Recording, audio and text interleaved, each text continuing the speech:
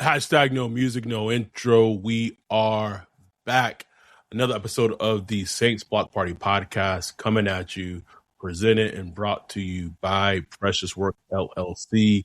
It is Super Bowl week, and we're here recording on a Wednesday night ahead of the Super Bowl and really like the conclusion of the football season. We appreciate everyone who is joined on YouTube right now on our live stream. We appreciate y'all. Please like and subscribe. We already have a pretty full chat with Dante, Bart. Whoa! Just appreciate y'all for supporting and following us. This is Adam, and I'm joined with my buddy, my friend, my co-host Ryan, aka Wolf, and it's been a lot of things. Listen, Wayne said, "Damn, Wolf tired as fuck." Listen, we both tired, bro. Tired, bro. Both tired. We out here. Don't know if my audio's. But been a long. This has been a long day for both of us. Just in terms of everything. Hold on, give me one second. This might have to. So I apologize for that. Technology was not my friend today, but I'm back. I literally ran downstairs and ran back upstairs. So got a lot to talk about on this podcast. We're talking Saints coaching updates and changes in terms of Jari Evans go to the Steelers, and unless some chicanery happens, we're going to be discussing Drew Brees, hopefully as a first ballot Hall of Famer. But before we get into all of that, happy Black History Month. Wolf? Yes. Black History Month, baby. Every month Black History Month for me. For real. Now, don't at USA when you say that, but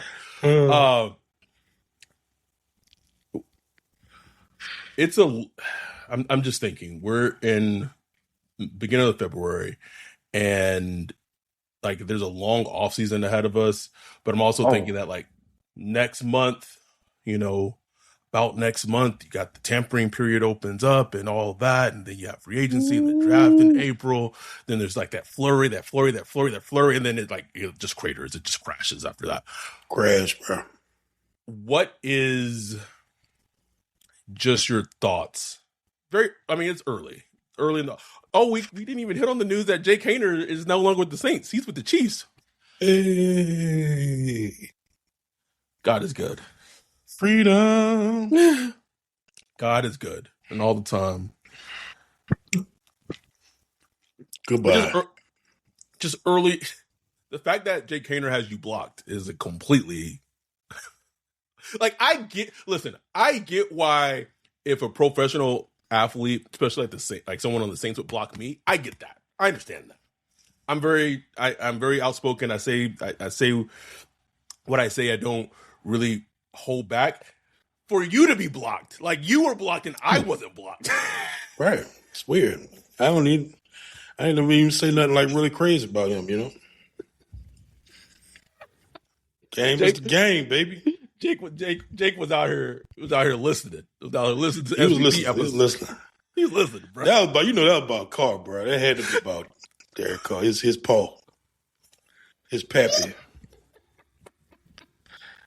Anyway, my mentor. Him and Harrison Butker will have, I'm sure, great conversations in Kansas City. But early thoughts, before this offseason kind of truly kicks off. Like about the Saints? Yeah.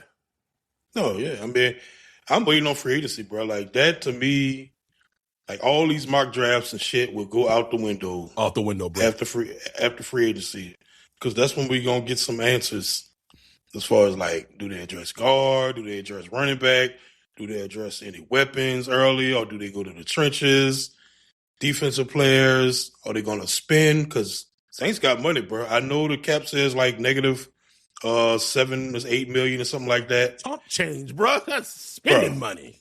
That's spending money. And next year is like 150 million in cap space. Free money. So you know how that works, bro. Like you can look at this year, you expand that over the next 3 years. They got money, bro. They got the money and space to spend. The Saints operate like niggas with credit and bad debt, bro. Like they just like you just pull up your credit report, that thing say like 720. Like, ooh, I got a 720. Boy, I'm about to apply for all these cards and just see who hit. That interest rate gonna be nice too, bro. Like just worry about that later. We worry about that later. Prestige. So we're talking about free agency. One thing I want to talk about on this pod, we had our Prospect of the Week episode where we went a deep dive in Caleb Downs. It's available for YouTube members and on our Patreon, patreon.com/Links Block Party for the early release, where it will be Patreon only, YouTube member only for the first 2 weeks. Really great episode and us really breaking him down.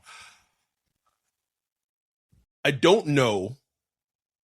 I would say, if you were to ask me in terms of Demario Davis coming back, right now it kind of feels kind of 50-50. And just what I was told was that he's looking to get paid. And understandably, from his standpoint, he's an older player. He knows this is going to be the last contract that he gets. So it completely he's taking some like team friendly deals. Like he has for the last couple of years. And I don't think he's looking to take a team friendly deal this year. So if I could easily, and I don't even know any teams, but like a team like, I don't know, like the Jets, them going hard for DeMario, going back to like New York, pair him with like Alex Anzalone, what have you. And I think there's a legit possibility that this past season may have been DeMario's last season with the Saints. And if that were to happen, we talked about the cap ramifications of it in terms of the dead cap space that would leave. But overall, like it would leave a hole just in terms of like football intelligence. And even though he had lost a step over the last couple of seasons, his football intelligence and all that was second to none. Yeah. No question, bro. Like the leadership, the football intelligence, the standard he set.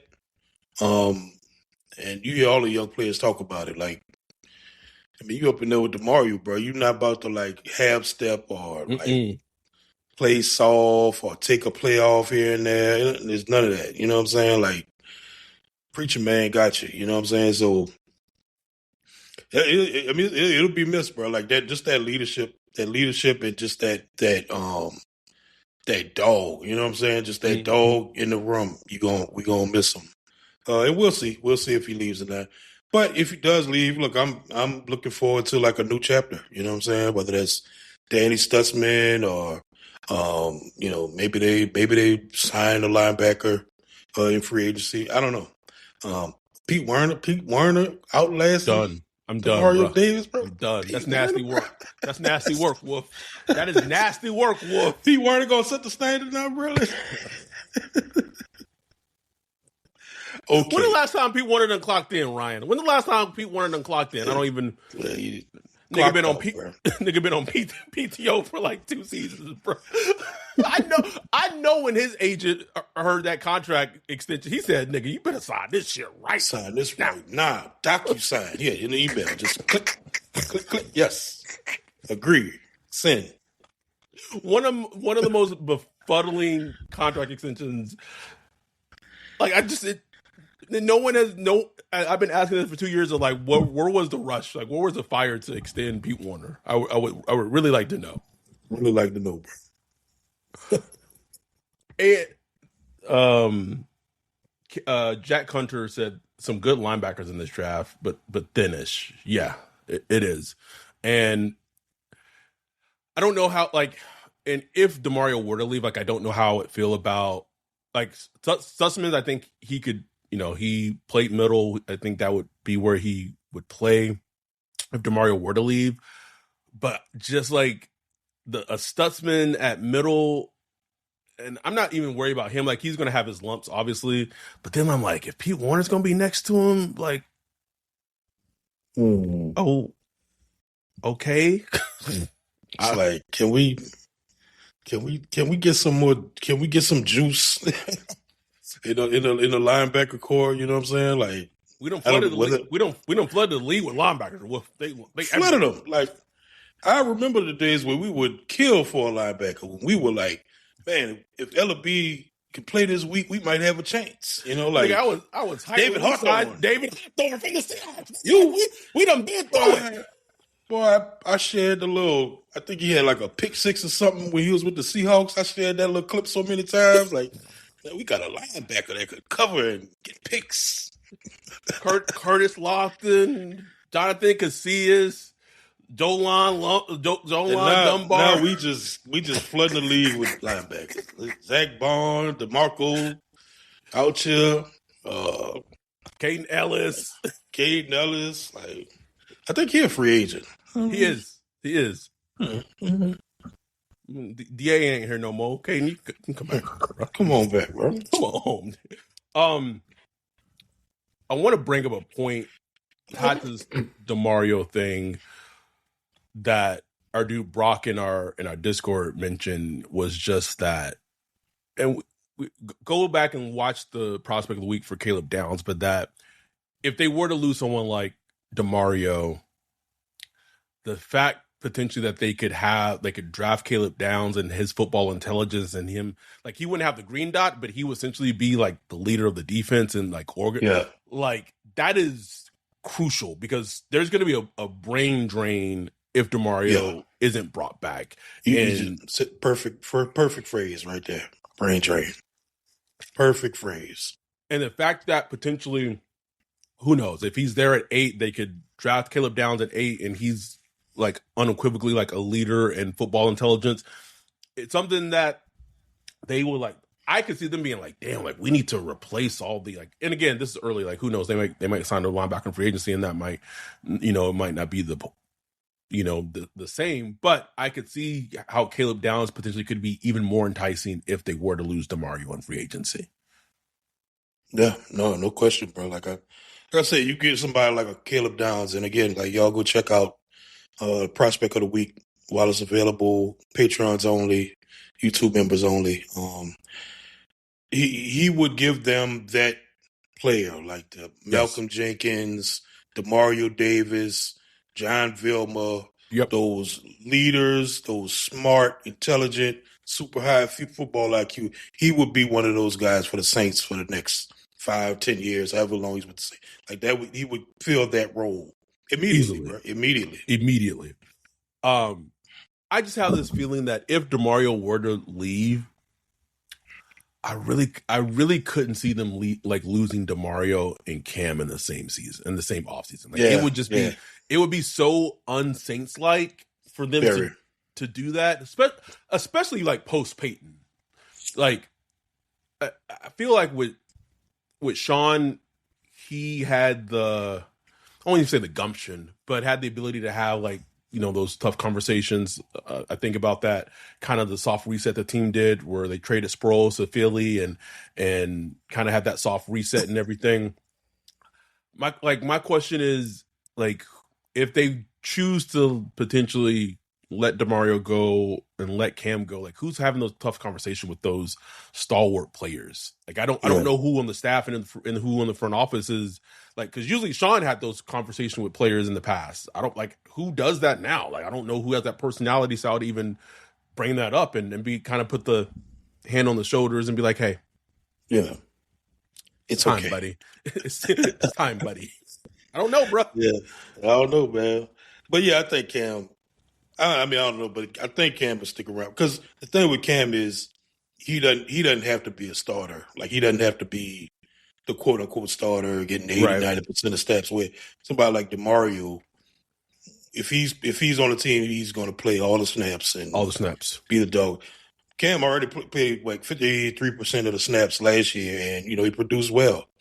So, like, if want to do that again, bro, like, come on back. Like, they cracked the code, because used to be he had to play like a ton of snaps to really get his production. But now they've cracked the code where he can get his production and have his impact and still be in a rotation with the rest of the D-line. So it just makes sense to bring Cam back if they want to go that route because, I mean, they lose Cam, bro. Like, shit gets thin at the edge, bro. Thin. And I don't know if this is a huge factor for them, but, like, that's $30 million in debt cap space for players that are not on the team. Yep. And unfortunately, that's the situation they put themselves in. Yep. And I feel like that shouldn't, those type of decisions. That shouldn't factor into the equation when you're making a decision in terms of bringing older players back or what have you. But, like, just how the Saints have historically operated, like, that does factor in. And absolutely, we'll see what happens in terms of if that's going to be a factor this upcoming offseason. What else did I want to hit on? I didn't put this in our, I guess, the title. Saints are going to play in Paris? Paris? Yeah. Paris? Niggas in Paris. Oh? What? Yeah.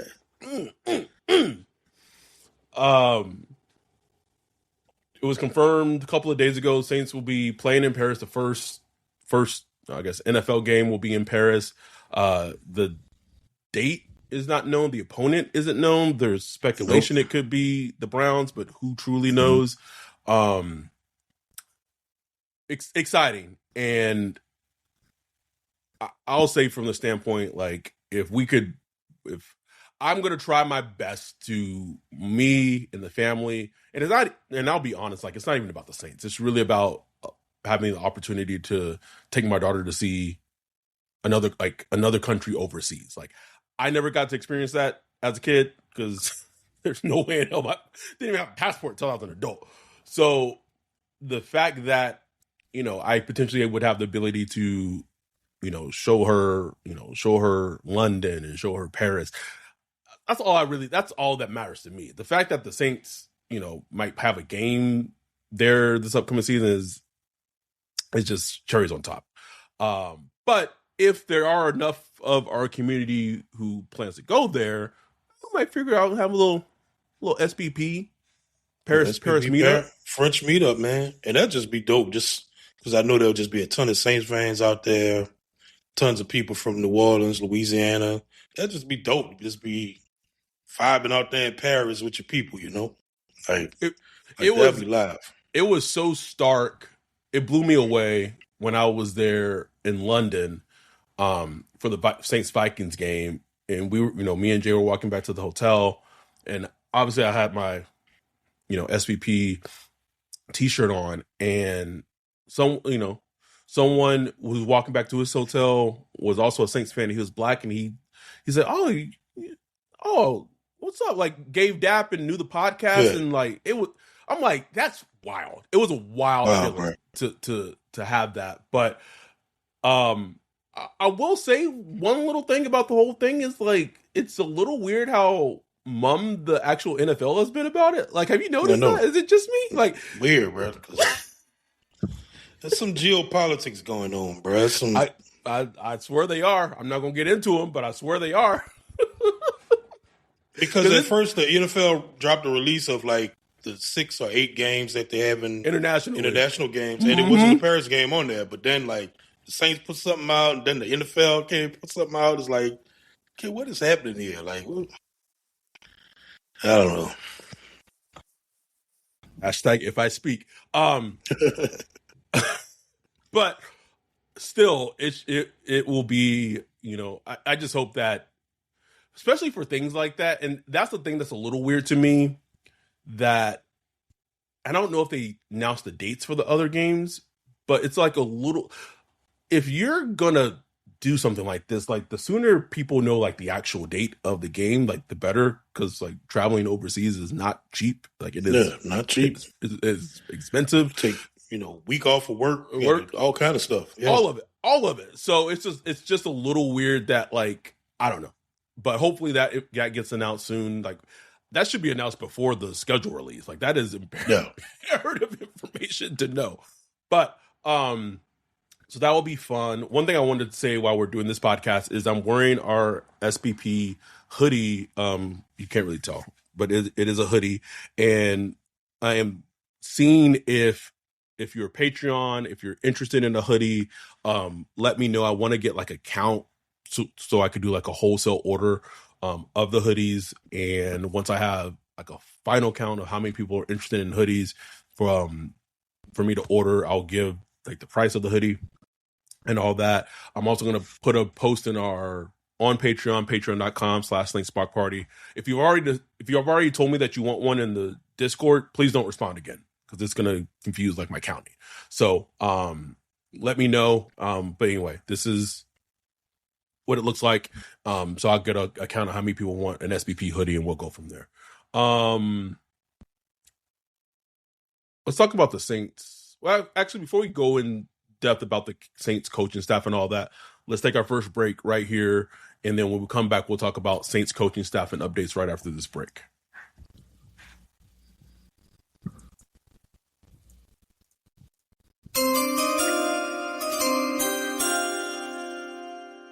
I didn't mean to push that button, but it's actually kind of funny that I did because it is draft season. But we'll be back after this break.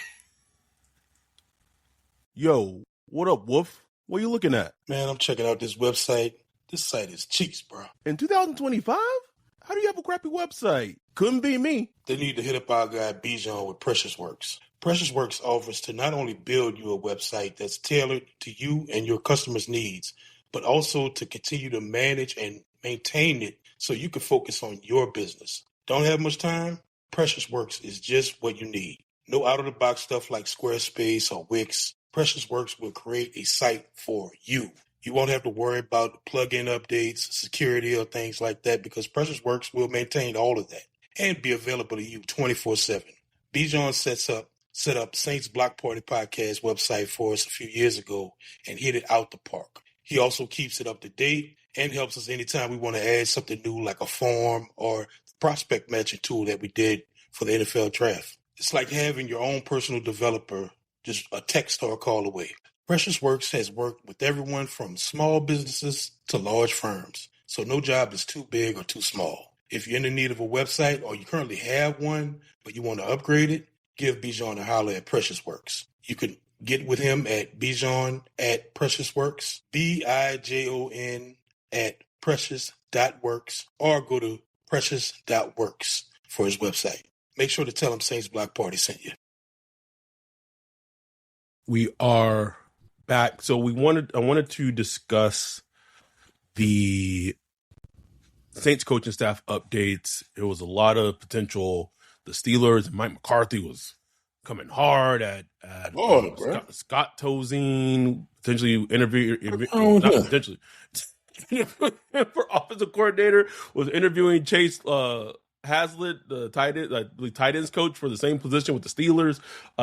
They did sign Jari Evans, who was a part of the offensive line coaching staff for the Saints, so he now is with the Steelers.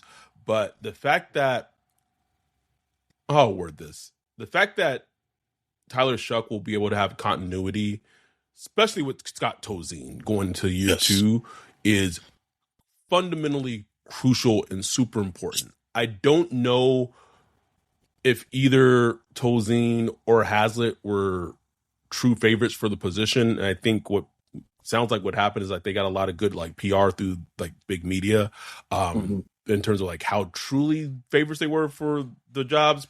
Maybe not that much, but to me that doesn't matter. What does matter is they got interviewed for it. So what matters to me is that the coaching staff, except for aside from Jari Evans, remains intact. I still don't know why they haven't made any moves at special teams coach, but that's a different conversation for a different day. It's crucial for Tyler Shuck and his development and everything going forward because we know how often it is for young quarterbacks to get in the league and they have so much turnover with offensive coordinator, with their play caller, with their head coach, with their quarterbacks coach. And it just creates this uncertainty and lack of stability. So that's important going into next season for Tyler Shuck. Yeah, man. All I really worried about was Scott Tozine on that one because he's a good. For what I can gather, it's hard to really like analyze like position coach. You know, all you could do is like look at how well the position does. But I like listen to the players. I listen to the players like talk about certain coaches and stuff. And from what I could tell, just Scott Tolzien does a good job. He's a little different than most quarterback coaches because he just was playing in the league, you know, a couple of years ago.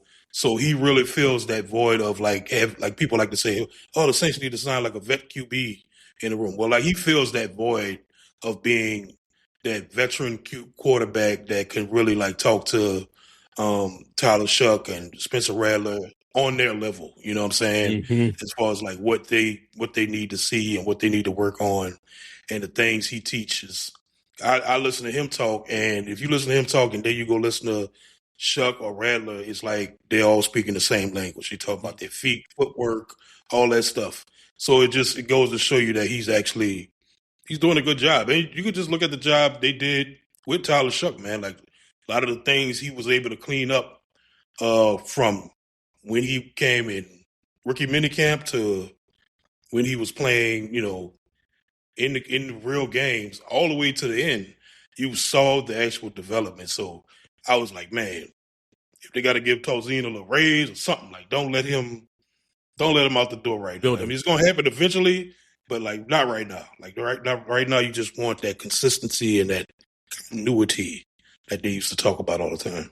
And like even though the like middle of the season when he started not playing great, like you can even look at the improvement and the growth that Rattler had from his rookie season to his sophomore season in year 2, where the things that he definitely needed to work on as a rookie in terms of like, you know, his footwork, his, you know, movement in the pocket and getting the ball out quickly, and also being a little more like deliberate in terms of his placement and throwing the ball. From week 1 until like before the Bears game, I would say we saw that improvement. Like it was a fundamental like improvement that was like tangible and observable that you could see now. And that all goes to like, that's development. And whatever you want to say about this team and this staff, one thing you have to give them credit for, and an abundance of credit for, is the ability to show, and it's 1 year, so it has to continue, but the ability to show quarterback development, like that is crucially and integral in importance. So I've always said, like with Cliff Kingsbury, like his secret sauce is being able to identify quarterbacks, you know, coming from college into the NFL. Even when he was at Texas Tech as a head coach, he was able to identify quarterbacks, you know, in terms of like recruiting with Patrick Mahomes and Baker Mayfield. But his secret sauce as whoever Cliff Kingsbury is just identifying quarterbacks. Like I've said many times, like teams should just hire Cliff Kingsbury to just be involved in the draft process if a team needs a quarterback. With the Saints and with Kellen and the staff right now, it feels like, and to be fair, they identified Tyler Shuck and everything looks to be going great in that direction, but just the development of those quarterbacks is equally as important, because where I think Cliff Kingsbury, at least as a head coach, is, and you know, even you can make the argument maybe this season, I don't know how much is accurate, is that usually he has ability to identify the quarterback, but maybe not have the ability to develop the quarterback, whether it be Kyler Murray, you know, obviously Jaden Daniels has his injuries and what have you. But the fact that this coaching staff has shown at least in one season that they can develop quarterbacks is so worth it and so crucially important. Crucial, bro. Crucial. It's a cheat code, honestly. If they could prove that that's literally a part of their superpower, like a part of their repertoire, that is a cheat code in the NFL. Oh, okay. So I gotta have the other stuff too. Now, yes, I didn't think I was. I don't know if I was going to bring this up. Didn't plan on it, so this is off the cuff. That said, the Senior Bowl game this past Saturday, I noticed a certain LSU quarterback was wearing a Saints hoodie. He scored on a read option. Who was calling play? Was Scott? Who's calling plays for? Scott Tolzien was calling plays, boy. But he was calling some nice little plays too. I was like, look at Scott, boy. Like, if you don't let him call script the first 15, nigga, and you take it up after that. I'm just saying. And the thing with Nussmeier is, because this is such a down quarterback class, now that he's healthy, we'll see what happens with Trinidad Chambliss now that his whatever, get a job, Negro. But we'll see what happens with his situation. I've never seen somebody fight so hard not to go to the league. I would literally have to look through history to see if this has ever happened. That someone has fought this hard to not go to the league. Like, I've never seen it, bro. This is before my time, but I know Joe Montana didn't want to go because he didn't want to go to the team. I won't say that drafted him, but he also had baseball to fall back on, right? Right. And like, I get it. Like, I forgot the Bills quarterback name back in the day, but plenty of quarterbacks have not wanted to go to like specific teams and stuff like that. But they wanted to go to the NFL. You know what I'm saying? They just didn't want to. He's like, I don't want to go. Like, this nigga is like, don't take me. I'm not ready. Nigga, you about to be 25 like this year. If you don't ass on the NFL, get you some NFL checks, nigga. Like, what's wrong with you? I don't know, bro. There's a whole conversation with just the whole different generation, like this generation, NIL, bro. It is. That's the whole thing. Also, too, where you see, this is completely off topic, but we see it's happened a couple of times now where players got drafted in the NBA, signed an NBA contract, maybe have played some NBA games or what have you, but then they're like, now they're wanting to go back to college and play in college. Like, it's a whole fucking thing. Anyway, all that to say, I just think with him being healthy, I think Garrett Nussmeier is probably going to rehab his draft stock, and you'll get a thirsty team. He'll have a private workout, or at the combine, he out there throwing that ball and all that. And I wouldn't be surprised if a team in the second round who needs a quarterback would take a shot on him. It just wouldn't shock me at all. And here's the thing: he's going to kill it in every draft. I mean, every meeting. All of he has with coaches. He's a coach's son. He's smart. He knows the game.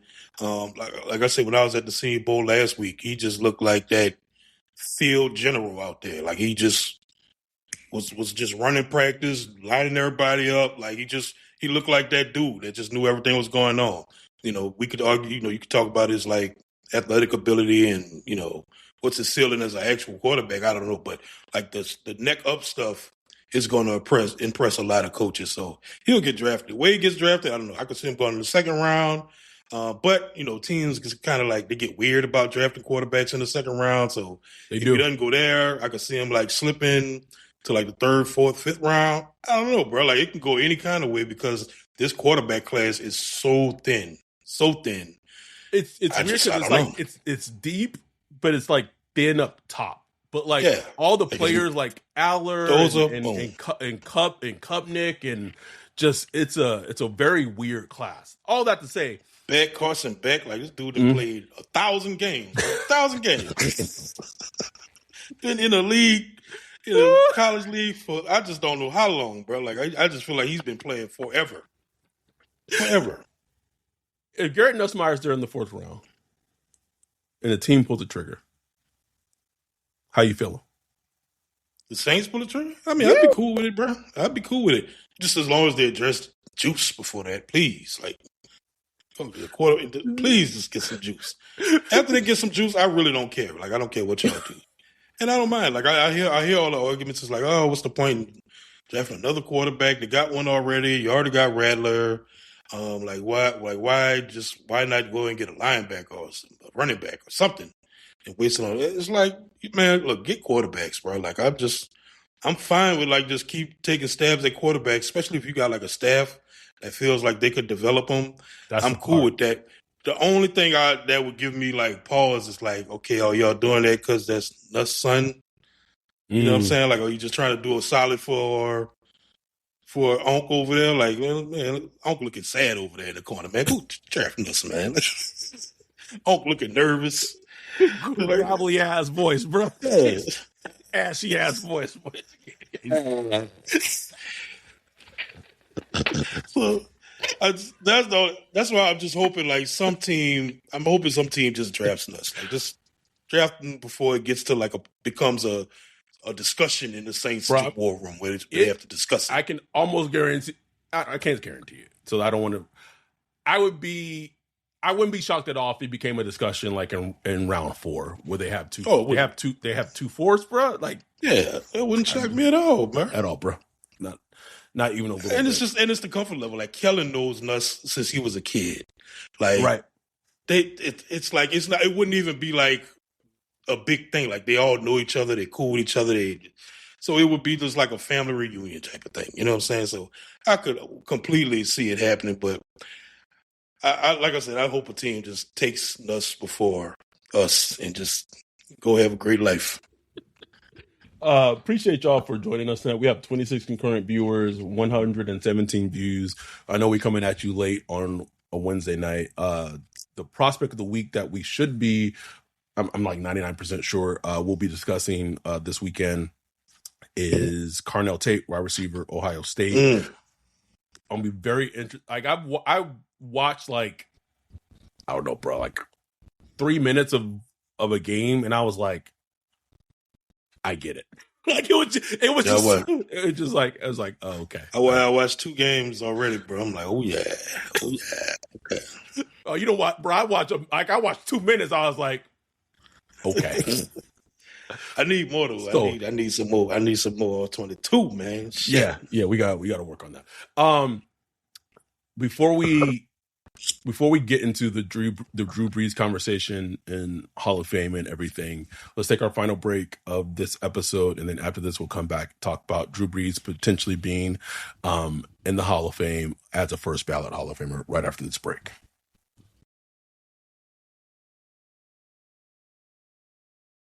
Football's biggest game is right around the corner, and you can get in on all the action with Underdog. Playing on Underdog is easy. Just head to the app, make picks on if a player would go higher or lower on stats like touchdowns, rushing yards, receptions, and more. If you get them right, you can win up to 5,000 times your cash. This week, I'm looking at Seahawks versus Patriots and selecting Rashid Shaheed for higher than 1 touchdown and Drake May for lower than 200 yards. What are you waiting for? Download the app today and use promo code BLOCKPARTY to score $75 in fantasy bonus entries when you play your first $5 on fantasy. That's promo code BLOCKPARTY. Underdog. Make picks, win money. Must be 18 plus, 19 plus in Alabama and Nebraska, 19 plus in Colorado for some games, 21 plus in Arizona, Massachusetts, and Virginia, and present in a state where Underdog Fantasy operates. Terms apply. See assets.underdogfantasy.com/web/play and get terms _DFS_.html for details. Offer not valid in Maryland, Michigan, Ohio, and Pennsylvania. Concerned with your play? Call 1-800-GAMBLER or visit www.ncpgambling.org. In New York, call the 24/7 HOPEline at 1-877-8-HOPE-NY or text HOPE-NY 467-369. We are back, and maybe not the last thing, but one of the big things we want to talk about in this episode is we will know officially tomorrow if Drew Brees will be a first ballot Hall of Famer.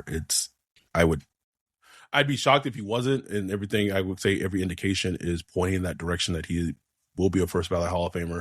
But just a reflection, because obviously the graphic of this episode is bringing us back, and it's one of those things as a sports fan, especially like a football fan, where once you have a franchise quarterback in the Saints, history of being a franchise, he has been their only franchise quarterback potentially up to this point.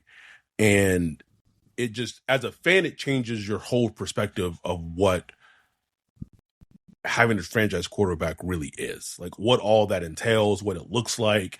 And, he is truly, in my opinion, still one of the most underrated football players of all time. Like it's still insane how criminally underrated he is. But just your thoughts and everything regarding potentially Drew Brees being the first ballot Hall of Famer. Oh man, just just ecstatic for him, bro. The first ballot Hall of Famer. And I know there are still people out there that just feel like Drew Brees, like he doesn't deserve that. Like he wasn't all that good. Blah blah blah blah blah. Fuck out of here. Like I watched Drew Brees every snap he's played as a Saint, every single snap, and I know the nuance that goes with it. He was one of the, if not the most prolific passer in the era of the prolific passer. Like in the era of the quarterback, in the era of Peyton Manning, Tom Brady, Aaron Rodgers, Phillip Rivers, Matt Ryan, everybody was putting up numbers. He was the one breaking the records, winning the games, putting the team on the shoulders. He brought the New Orleans Saints to the Super Bowl. The New Orleans Saints. He didn't ride a defense to the Super Bowl. He brought that team to a Super Bowl and won the game. Against Peyton Manning and beat Brett Favre in the NFC Championship to get there. And Kurt Warner. Come on, man. Like the dude is just, it was unbelievable.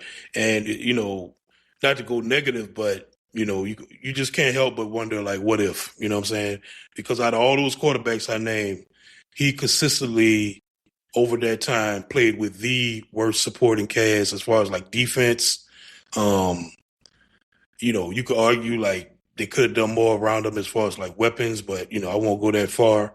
But like definitely like he played with the worst defenses for that stretch on average. Now, the defenses did get good towards the end of his his career. Like 2017, the defenses started getting better. But, it was a long stretch, about 10 years, where it was bad. You know what I'm saying? It was bad. And he had to literally go in every game thinking, okay, I got to score 35, 40 points for us to win. And he'd do it. More often than not, he'd do it. You know what I'm saying? And the fact that he is like leads all quarterbacks and quarterbacks that with a go-ahead touchdown within 2 minutes in the fourth quarter and lost. Leads by far, bro. Dante dumb. What he said? He said he's so good, I forgot he thought we should stand for the flag. Man, we don't even talk about that no more. I was thinking about that earlier. I was like, it's something like do not even talk about that little. We become like Obi-Wan. Here's the name. we don't acknowledge that shit. I mean, he had players, Malcolm Jenkins crying, all type of shit. Players ready to riot. Players ready to like. I'll never forget the episodes that we did back then because it was recording. And it was just really like, it was depressing. Like, I was like, what, man? Damn, Drew. Who financed it? Come on, Drew. I don't care. That's my damn quarterback. I don't care. It's my quarterback right there. Wayne said, I pretend I do not see it. Did not hear it. Don't see it. It's my guy. I wish it's funny, not funny because we potentially had felt this was coming, and I wouldn't be shocked at all if the Saints end up having to play in the Hall of Fame Bowl potentially because of that. But it is a racket to go to the Hall of Fame ceremony. It is an absolute racket. I think I looked it up, I don't know, last year, and it was like anywhere from like $600 to like $1,000 just to like be in the ceremony, like to be in the stands. I said, what? Well, what? The Pro Football Hall of Fame is a private entity. They need that money. Makes sense, I guess. But it just, and that's, and I don't want to go back to the whole fiasco that was happening when Derek Carr was quarterback, but like, it was just so fascinating to me that as that was going on, when we saw very early, it was like, oh, like this is what it is. Okay, I see what it is. Like for people like us and others who want it better than just that, like that was poo-pooed on. And like a big reason why we wanted better is like we didn't have filet mignon. Like once you had filet mignon, going to like Olive Garden, no offense to Olive Garden, it's like it don't hit the same, bro. Like it doesn't hit the same.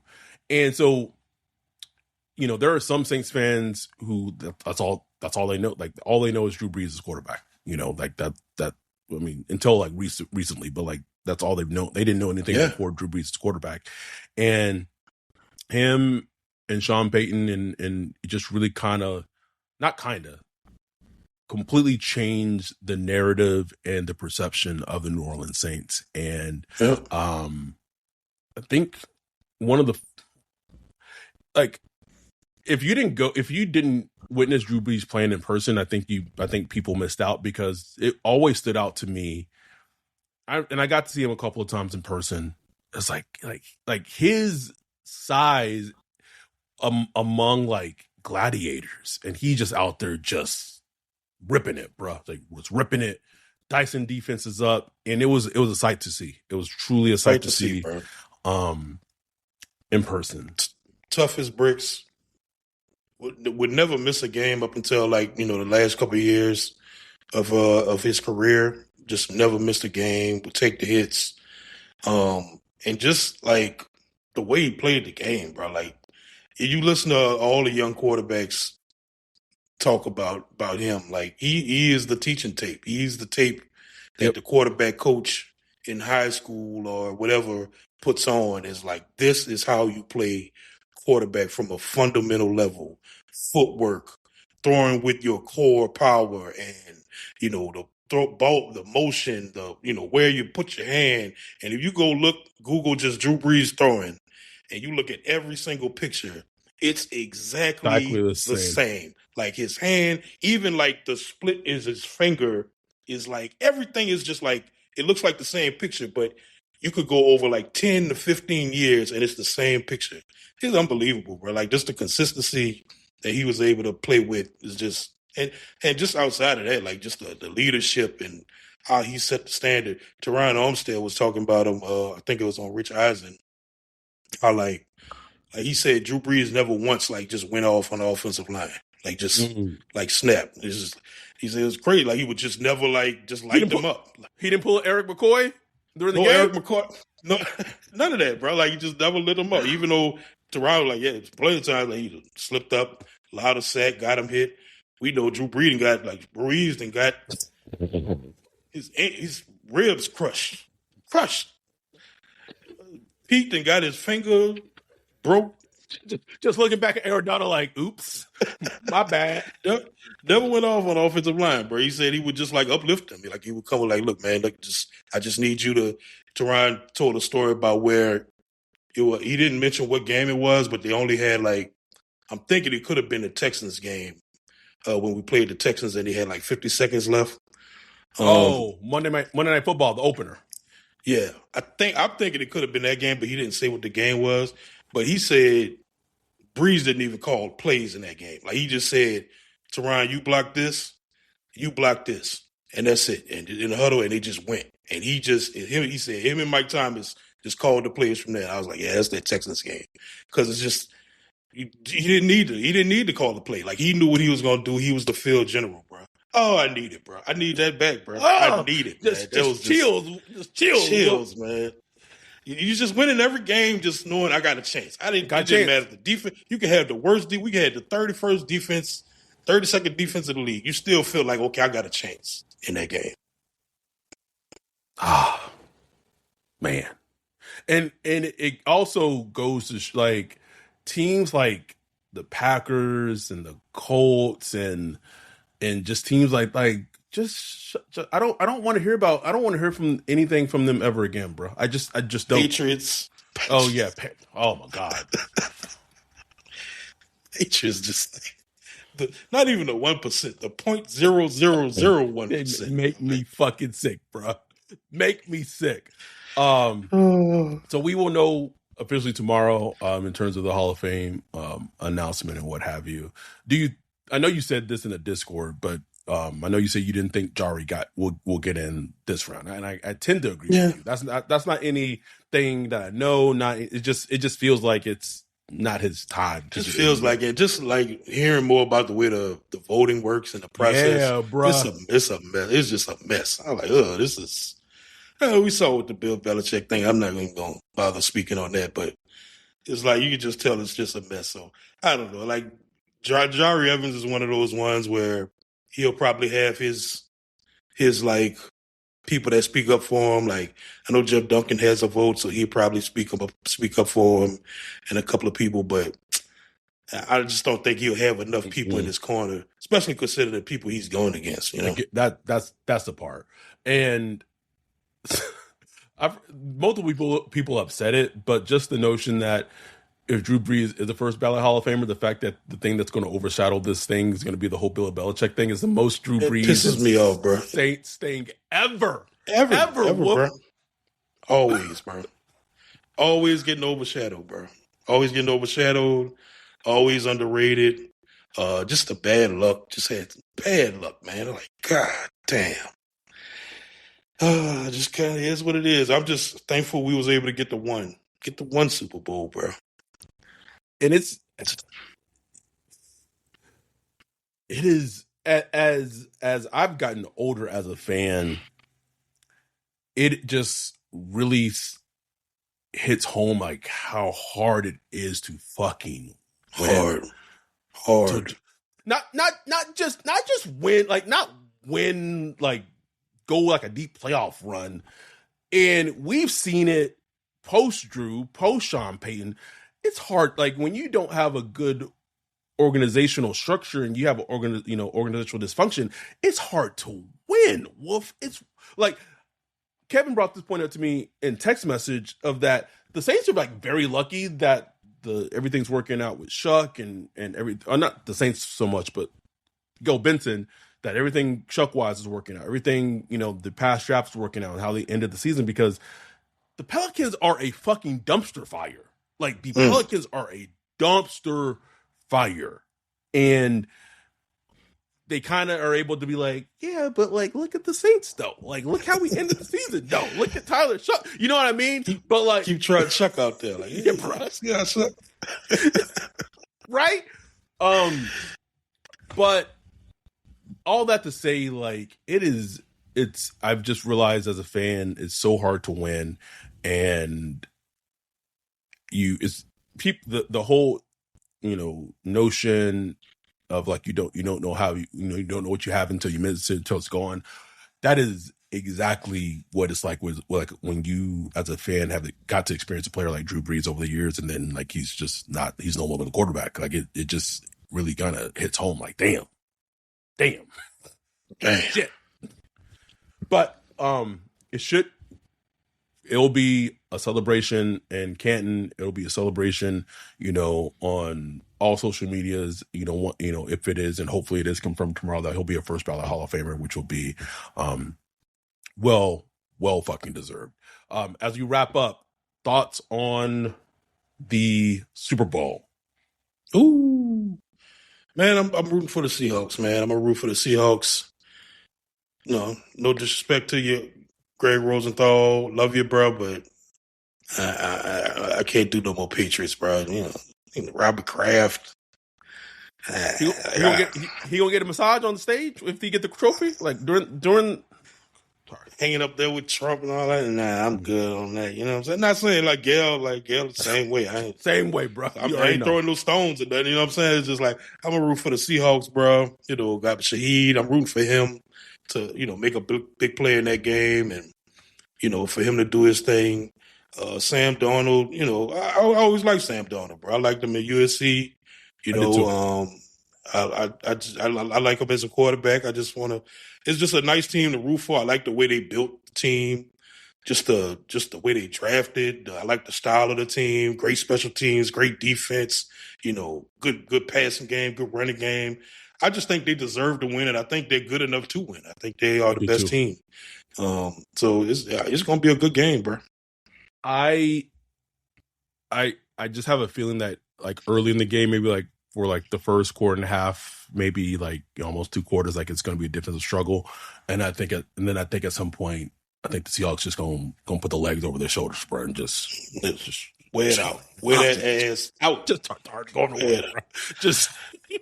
But I will say, Vrabel, he just strikes me as that type of coach, though. They got something up his sleeve, like something that's gonna be like, okay. Him and Josh McDaniels, honestly, yeah. Like, oh man, Josh and if there's a OC that can get a beat and crack the code against a defense like that, Josh McDaniels, bro. Josh McDaniels easily. Easily. Weirdest coach ever. Like just 2 failed stints as a head coach. Like complete failures. Like not even just kind of feel like just terrible jobs. Yes. But as an OC, he's just amazing. I just don't understand it. I don't get it. One of those things where sometimes you kind of have to like know your role, like stay in your lane. Yep. Before we wrap up, I wanted to talk about this earlier. Then it slipped my mind, but then as we're talking about the Super Bowl, it kind of came back to me. Clint Kubiak, pending will be the Las Vegas Raiders head coach. It is hilarious, like in hindsight, that OC that we had on the staff last year. It's like about to be a head coach, bro. Coming in HC. We just had it all good. We just didn't know. We just didn't know. Had it all good. Hey, we had them first 2 weeks though. First 2 weeks, baby. I'm interested in the Raiders though, bro. Like Raiders are my little pet team this summer, just to kind of watch and see how they build. Yeah, man. Just from a team building standpoint, like just because they getting a new quarterback, picking number 1 overall. They got like 80, 90 million in cap space. Mm-hmm. New head coach.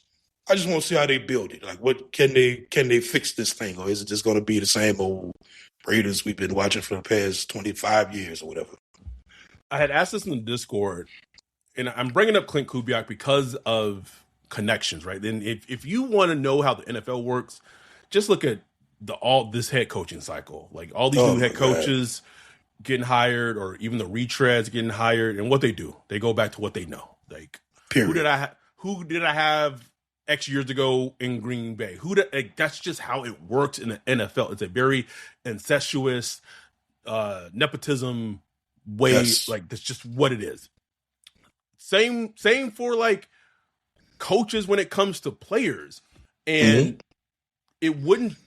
I'm just gonna throw this out there. I'd asked, like, would Clint Kubiak potentially be? The Raiders' offensive line is dog shit, and they need to upgrade that all for all intents and purposes. So I asked if potentially he would be interested in Cesar Ruiz. I was told like he didn't want to start Cesar Ruiz when he was a Saints OC. He said that nigga trash. Yeah. just to show y'all that like our eyes, we're not blind. Like we see the game. But I was asked, like, or not asked, it was posed to me like, but what if he came after Eric McCoy? And I had me like, I'll ponder that. I'll ponder that. Now I don't understand. No. Sorry, I read Wayne's message and that got me switched up. I don't like. He's an older center. He has a lot of injury issues, so I don't like. It wouldn't. I would be very fascinated if that call was to be made, and then what would be the compensation that they would potentially be throwing out, bro? Yeah. What would be the compensation that would make you be like, "Hey, Eric, thanks for your time here, but like, we're good."